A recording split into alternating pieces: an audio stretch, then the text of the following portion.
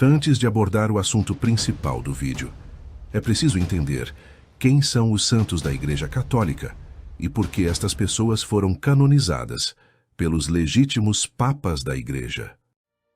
O santo de São Paulo é um homem que, inspirado pelos mais elevados motivos, assistido pela graça de Deus, impelido pela caridade de Jesus Cristo, 2 Coríntios 5,14, à força de privações, de combates, de mortificações, de humilhações, de abnegações, conseguiu transformar-se em uma nova criatura, em um homem perfeito. Gálatas 6,15 e Efésios 4,13. Um santo é um homem que, não tendo esperança, senão nas coisas celestes, amor senão a Deus, ódio senão ao pecado, desejo senão pelo paraíso, zelo senão pela salvação própria e de seus irmãos, conforma-se tão perfeitamente com o Cristo que já não é ele que vive, mas sim o próprio Cristo que nele vive. Gálatas 2:20. Um santo é um homem que, pela imitação perfeita dos exemplos de Cristo, manifesta aos olhos do mundo a vida desse mesmo divino Jesus, não só em sua alma, como também no seu corpo, 2 Coríntios 4:10, e no qual é Jesus glorificado não só pela vida, senão também pela morte, Filipenses 1:20.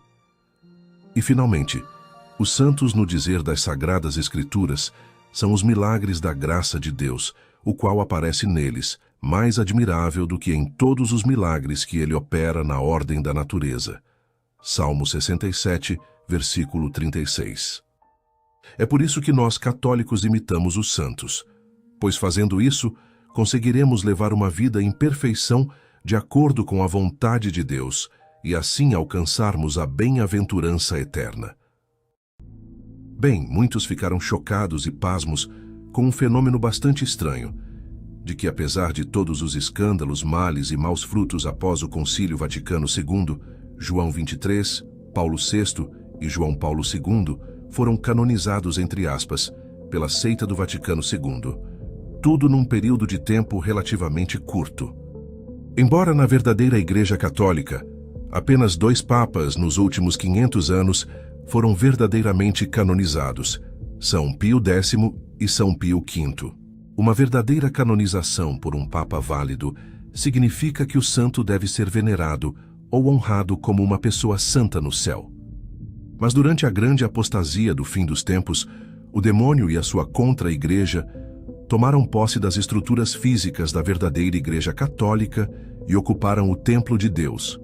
Logo, eles tentam sequestrar o processo de canonização da Igreja para impor o mal e o paganismo para as pessoas, que hoje em dia não sabem mais o que é o catolicismo e, por isso, acreditam e veneram os falsos santos perversos da seita do Vaticano II. As falsas canonizações tornam-se assim um meio pelo qual o demônio leva as pessoas a honrar os impostores pagãos perversos. No entanto, no caso de João Paulo II, quando as pessoas o aceitam como santo, não só estão implicadas na sua maldade geral, heresias e idolatria, mas ao seguirem seu exemplo, estarão se opondo à verdadeira Igreja Católica. E assim, ao invés de serem conduzidos ao caminho de Cristo, estarão sendo conduzidas para o caminho do diabo.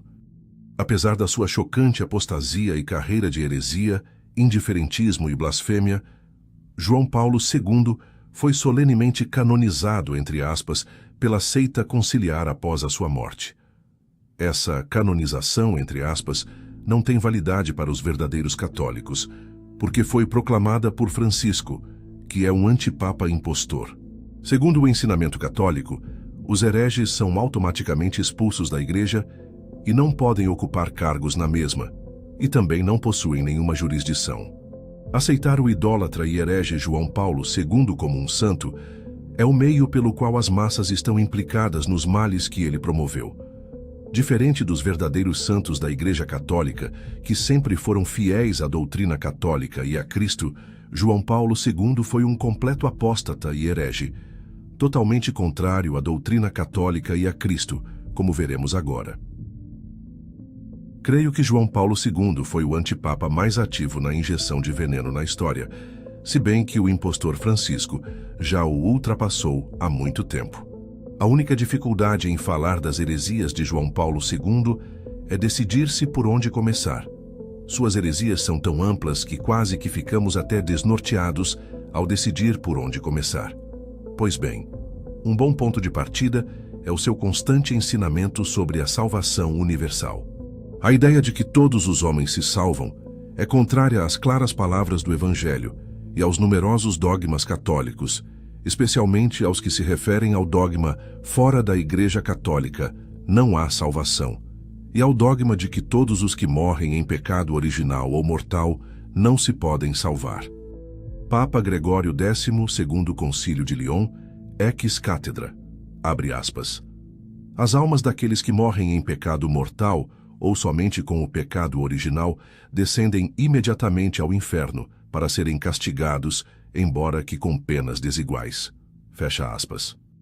Porém, João Paulo II cria e ensinava que na encarnação, o Filho de Deus se uniu com cada homem numa união indissolúvel, o que tornou impossível, segundo ele, que alguém vá para o inferno.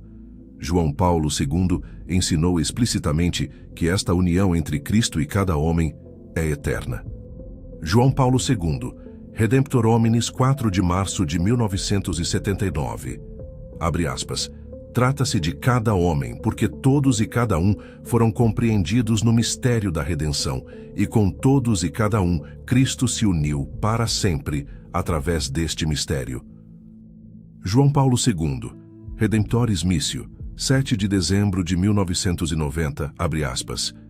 No acontecimento da redenção está a salvação de todos, porque todos e cada um foram compreendidos no mistério da redenção, e a todos e cada um se uniu Cristo para sempre, através deste mistério.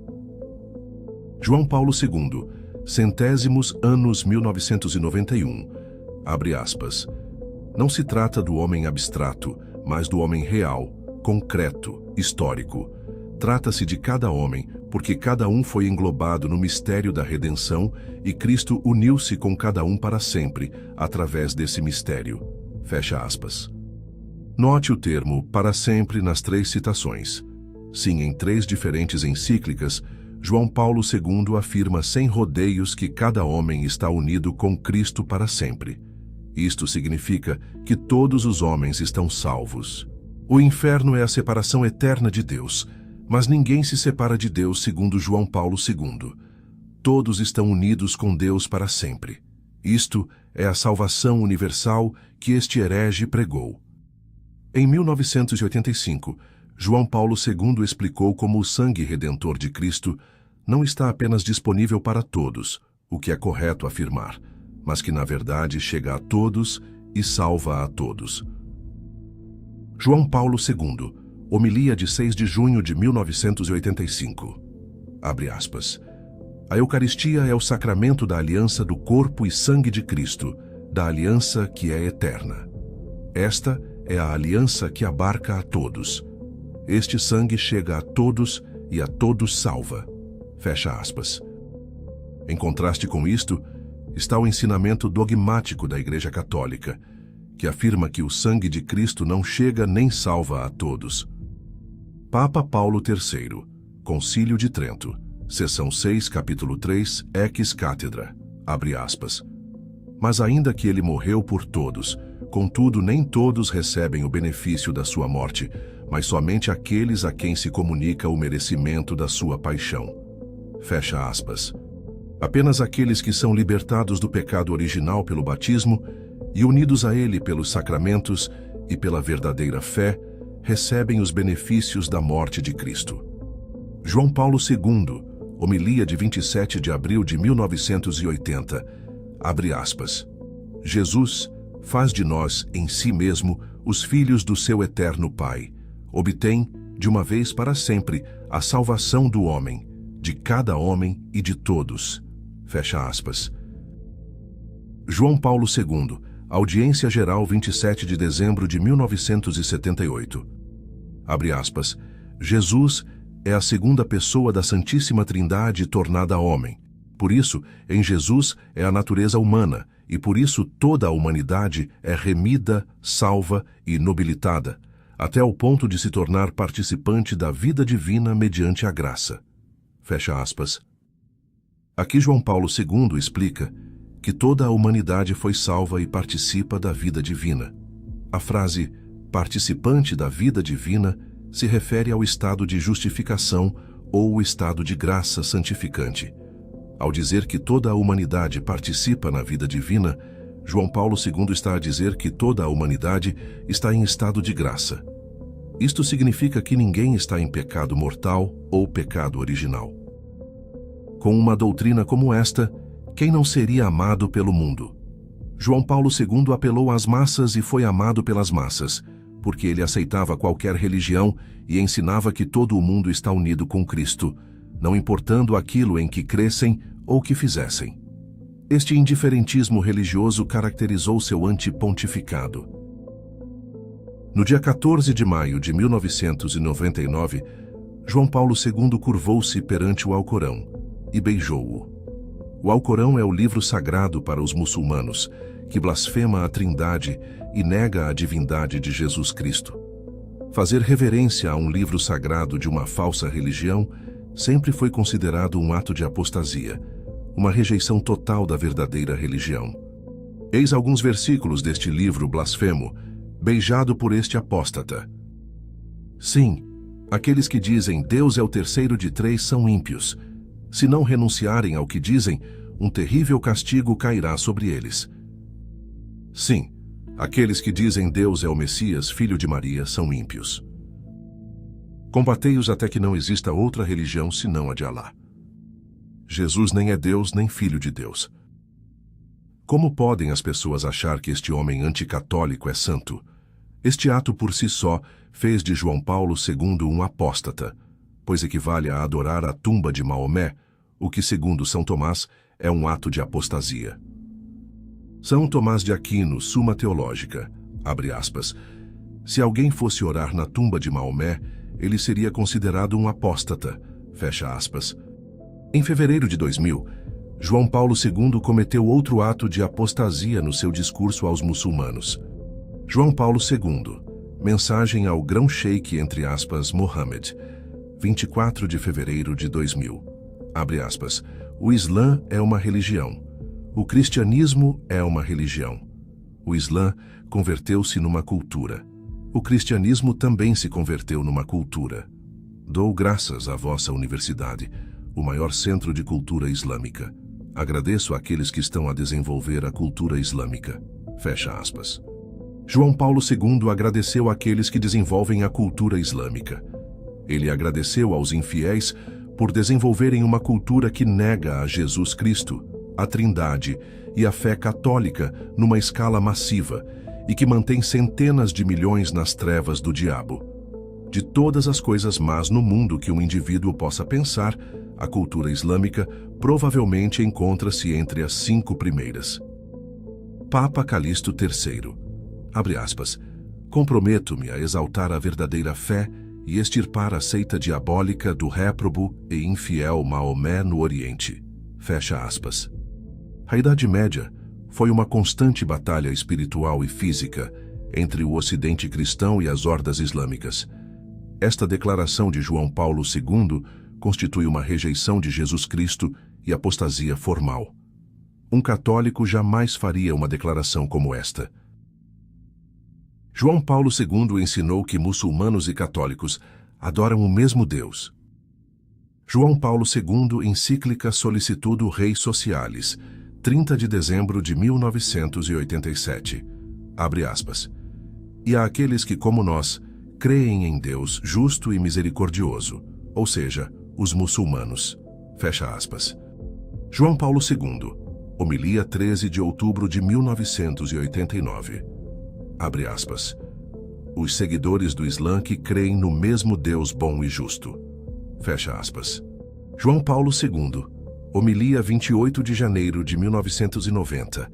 Abre aspas. Nossos irmãos muçulmanos, que adoram como nós o Deus único e misericordioso. Fecha aspas. João Paulo II, audiência geral 16 de maio de 2001. Abre aspas.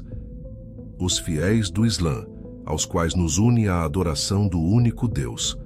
Fecha aspas. João Paulo II, Audiência Geral 5 de maio 1999. Abre aspas. Desejaria hoje retomar aquilo que, há alguns anos, eu disse aos jovens muçulmanos em Casablanca: nós cremos no mesmo Deus. Fecha aspas. Isto é blasfêmia e apostasia. Os muçulmanos rejeitam a Santíssima Trindade. Eles não adoram o único Deus verdadeiro. Ao reiterar inúmeras vezes que os católicos e os muçulmanos creem no mesmo Deus, João Paulo II nega a Santíssima Trindade inúmeras vezes.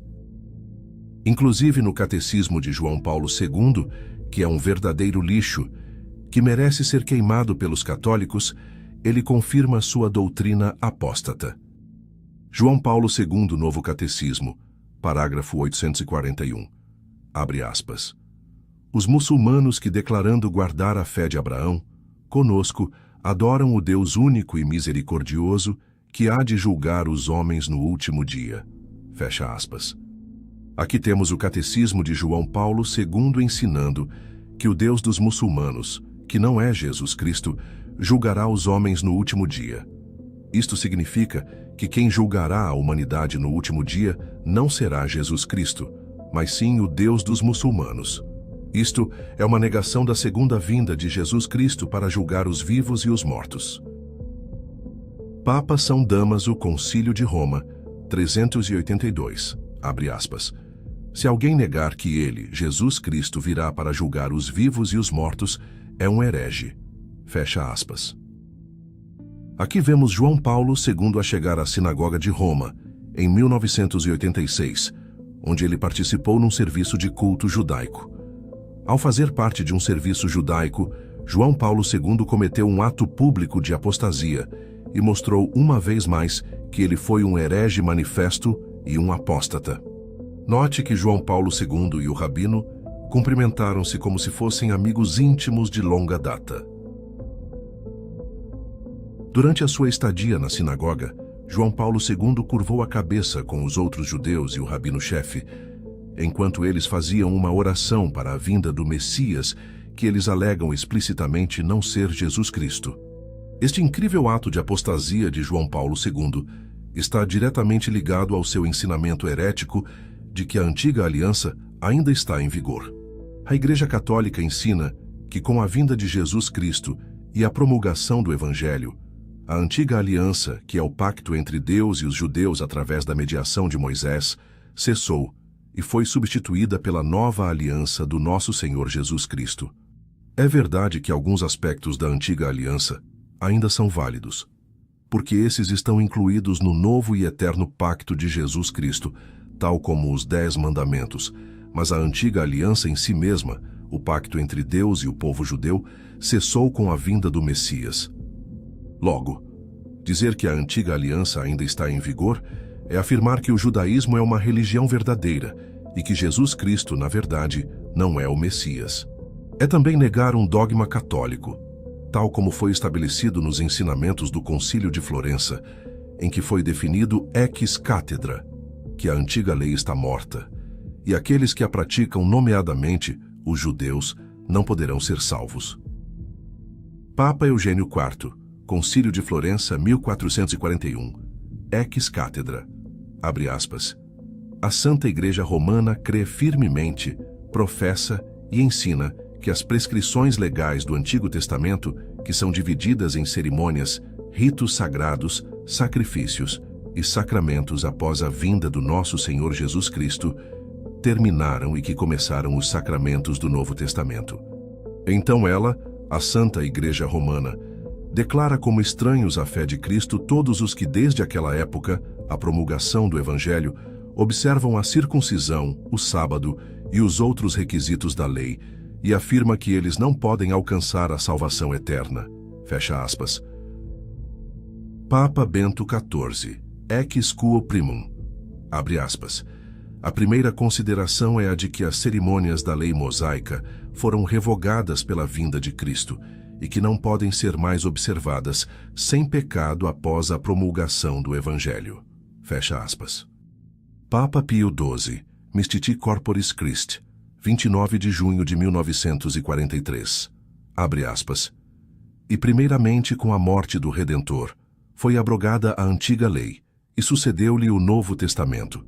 Mas no patíbulo, onde morreu, Jesus anulou a lei com as suas prescrições, estabelecendo com o seu sangue derramado por todo o gênero humano a nova aliança.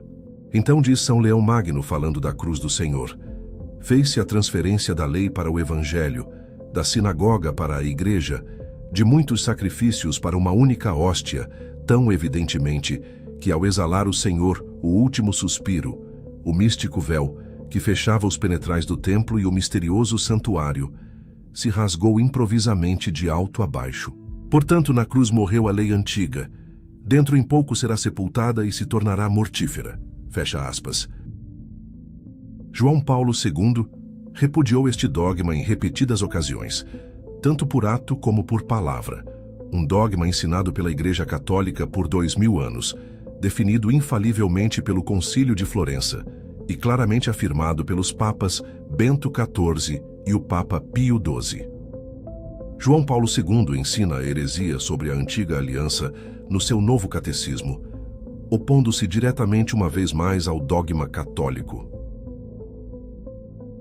João Paulo II, Novo Catecismo da Igreja Católica, entre aspas, parágrafo 121, abre aspas, porque a antiga aliança nunca foi revogada, fecha aspas. Papa Bento XIV, Ex Quo Primum, 1º de março de 1756, abre aspas. No entanto, eles não estão a tentar observar os preceitos da antiga lei, a qual, tal como é do conhecimento de todos, foi revogada pela vinda de Cristo. Fecha aspas. Aqui vemos que o Papa Bento XIV condena a heresia ensinada por João Paulo II, que a antiga aliança nunca foi revogada por Deus. Isto demonstra que João Paulo II encorajou oficialmente a prática do judaísmo, que ele encorajou oficialmente a negação de Jesus Cristo, que ele ajudou oficialmente as pessoas a praticar a antiga aliança e que ele celebrou a observância da religião judaica com eles. À luz destes fatos, quem quer que negue que João Paulo II foi um apóstata não católico, simplesmente nega a Jesus Cristo. Ponto final. No dia 27 de outubro de 1986, João Paulo II convidou os principais líderes de todas as falsas religiões do mundo a virem a Assis, Itália, para um dia mundial de oração pela paz. João Paulo II orou com mais de 100 diferentes líderes religiosos de falsas religiões, repudiando desse modo o ensinamento das Escrituras e do magistério de 2000 anos da Igreja Católica, que proíbe a oração com as falsas religiões. Todo o evento de oração com os pagãos infiéis e hereges foi ideia de João Paulo II. Durante esta reunião, o Dalai Lama colocou uma estátua de Buda sobre o tabernáculo na igreja de São Francisco. Entre os vários falsos líderes religiosos que participaram em Assis, estavam rabinos, muftis islâmicos, monges budistas, shintoístas, falsos sacerdotes protestantes, animistas que são bruxos, jainistas, entre outros. Durante o encontro, um membro de cada falsa religião subiu ao púlpito e ofereceu uma oração pela paz. Orações blasfemas, por exemplo, como a do hindu que disse: "A paz esteja com todos os deuses." A Escritura e a tradição nos ensinam que as religiões não cristãs pertencem ao diabo e que os deuses, entre aspas, que elas adoram, na realidade são demônios. Salmo 95, abre aspas, porque todos os deuses dos gentios são demônios, fecha aspas. 1 Coríntios 10, 20, abre aspas, antes digo que as coisas que os gentios sacrificam, as sacrificam aos demônios, não a Deus, e não quero que vós tenhais sociedade com os demônios, fecha aspas. Como vimos, os deuses dos pagãos são demônios. Portanto, no Dia Mundial de Oração pela Paz, patrocinado pelo próprio Vaticano, orou-se pela paz a todos os demônios, que criaram estas falsas religiões.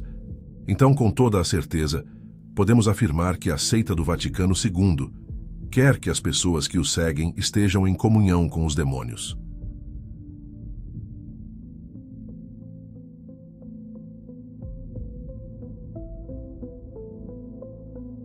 Em 1928, o Papa Pio XI condenou autoritariamente esta atividade interreligiosa e a denunciou como uma apostasia da verdadeira fé. Papa Pio XI, Mortalium Animus, 6 de janeiro de 1928, abre aspas, por isto costumam realizar por si mesmos convenções, assembleias e pregações, com não medíocre frequência de ouvintes, e para elas convocam para debates promiscuamente a todos, pagãos de todas as espécies, fiéis de Cristo, os que infelizmente se afastaram de Cristo e os que obstinada e pertinazmente contradizem a sua natureza divina e a sua missão. Sem dúvida, estes esforços não podem, de nenhum modo, ser aprovados pelos católicos, pois eles se fundamentam na falsa opinião dos que julgam que quaisquer religiões são mais ou menos boas e louváveis, pois, embora não de uma única maneira, elas alargam e significam de modo igual aquele sentido ingênito e nativo em nós, pelo qual somos levados para Deus e reconhecemos obsequiosamente o seu império. Erram e estão enganados, portanto, os que possuem esta opinião. Pervertendo o conceito da verdadeira religião, eles repudiam-na e gradualmente inclinam-se para o chamado naturalismo e para o ateísmo. Daí segue-se claramente que quem concorda com os que pensam e empreendem tais coisas afasta-se inteiramente da religião divinamente revelada. Fecha aspas. E o Papa continua. Assim, veneráveis irmãos, é clara a razão pela qual esta sé apostólica nunca permitiu aos seus estarem presentes às reuniões de acatólicos. João Paulo II, Redemptoris Missio, 7 de dezembro de 1990. Abre aspas.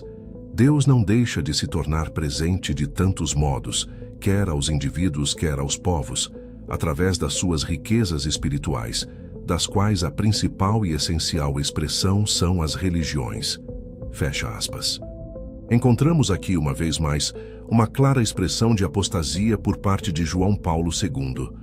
Ele disse que Deus se torna presente através das riquezas espirituais dos povos, das quais as suas religiões são a principal expressão. Isto significa que Deus se torna presente aos povos mediante as religiões não cristãs, o que significa que as religiões não cristãs são verdadeiras e inspiradas por Deus.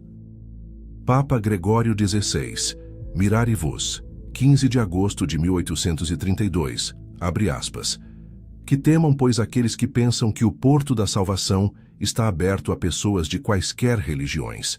Deveriam de considerar a sentença do próprio Jesus Cristo, que eles estão contra Cristo, já que não estão com Cristo, e os que não colhem com Cristo dispersam miseramente, pelo que perecerão infalivelmente os que não tiverem a fé católica e não a guardarem íntegra e sem mancha. Fecha aspas. Mas João Paulo II cospe no ensinamento católico, ensina mais heresia. João Paulo II, Redemptoris Missio, 7 de dezembro de 1990, abre aspas.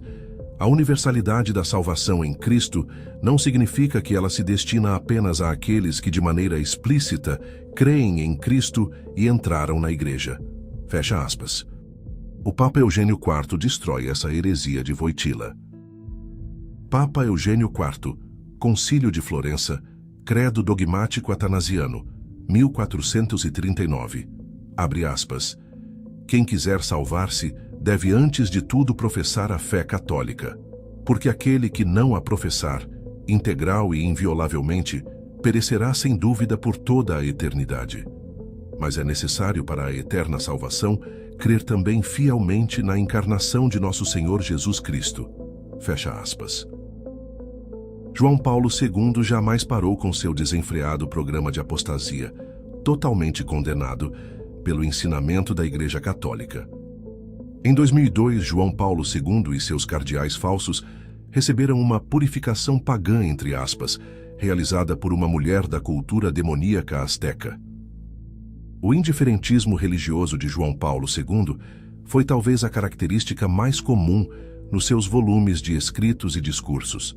Ele estimava e elogiava constantemente as religiões não cristãs, negando desta maneira a Santíssima Trindade e a necessidade da crença na única verdadeira religião católica, fazendo assim escárnio da morte dos mártires. No dia 2 de fevereiro de 1986, João Paulo II recebeu na sua fronte o tilak, a pasta de pó vermelho dos hindus, o signo de reconhecimento dos adoradores de Shiva. Isto é uma total apostasia e idolatria. Em março de 1986, João Paulo II fez uma viagem a Nova Delhi, Índia, o lugar onde o hindu Mahatma Gandhi foi incinerado. Mahatma Gandhi foi um pagão e idólatra que adorava falsos deuses. João Paulo II descalçou os sapatos diante do monumento de Gandhi e declarou, abre aspas, hoje, como peregrino da paz, vim aqui para fazer homenagem a Mahatma Gandhi, herói da humanidade. Fecha aspas. Um pagão idólatra foi um abre aspas, herói da humanidade para João Paulo II. A apostasia pode ser manifestada por palavras ou por obras, segundo São Tomás. Por aquilo que ele fez, somado àquilo que disse, João Paulo II manifestou o equivalente a adorar a tumba de Maomé. Ele venerou um hindu, portanto isso faz de Karol Wojtyła um apóstata. Em 1983, João Paulo II visitou um templo luterano por ocasião do 50º aniversário do nascimento de Martinho Lutero. Este foi outro ato herético. Participar numa cerimônia de culto de uma religião não católica e celebrar um heresiarca, que prova absolutamente que João Paulo II não era católico. Em 1999, João Paulo II assinou a Declaração Conjunta sobre a Doutrina da Justificação em Augsburgo, Alemanha. Este acordo que ensina que a justificação acontece somente por fé, que os cânones do Concílio de Trento já não se aplicam aos luteranos. Em suma, este acordo entre a Igreja, entre aspas, de João Paulo II e a seita luterana, rejeita totalmente o Concílio Dogmático de Trento. João Paulo II, 19 de janeiro de 2004, numa reunião com os luteranos na Finlândia, abre aspas, desejo expressar minha gratidão pelo progresso ecumênico realizado entre católicos e luteranos nos 5 anos transcritos desde a assinatura da Declaração Conjunta da Doutrina da Justificação. Fecha aspas. Esta declaração conjunta entre luteranos e católicos, entre aspas, lhes lembra alguma coisa? E hoje, luterani e cattolici, protestanti, tutti, siamo d'accordo sulla dottrina della giustificazione. Su questo punto tanto importante lui non aveva sbagliato. Poderíamos abordar muito mais sobre as heresias e apostasia de João Paulo II, mas os principais fatos que foram abordados neste vídeo prova, sem margem de dúvidas, que João Paulo II foi um herege manifesto e um apóstata. Uma vez que foi um herege, ele não pode ter sido um santo da Igreja Católica, muito menos papa validamente eleito. Ele foi um antipapa não católico. Como já foi ensinado pelo Papa Paulo IV, que ensinou solenemente em sua bula Cum Equis Apostolatus Officio, de que é impossível que um herege seja um papa legitimamente eleito. Apesar da sua chocante apostasia e carreira de heresia, indiferentismo e blasfêmia, este homem é tido como um santo pela seita do Vaticano II. Do grande Papa São João Paulo II. Nós agora rezamos a ladainha de São João Paulo II. Aqui tem uma linda imagem de São João Paulo II. Viva São João Paulo II! Aquele que escolheu como tema do seu pontificado Totus Tuus Maria, e que se santificou exatamente seguindo como caminho o tratado da verdadeira devoção. Não, caro Paulo Ricardo. Dizer que este homem seguiu o exemplo da Santíssima Virgem Maria, que é sinônimo de pureza e modéstia, é ridículo. Nestas fotos vemos Karol Wojtyła quando era cardeal, entre aspas, em trajes completamente imodestos, com suas pernas totalmente à mostra. Você acha que isso é sinônimo de pureza e modéstia? É lógico que não. Que todos os verdadeiros católicos entendam de uma vez por todas que por todos estes fatos de heresia e apostasia professado e praticado por Karol Wojtyła, Ele jamais foi e nunca será um santo da verdadeira Igreja Católica. Ele foi um impostor que fingiu ser Papa da Igreja Católica e que ainda arrasta milhares de almas que hoje o veneram, diretamente para o inferno.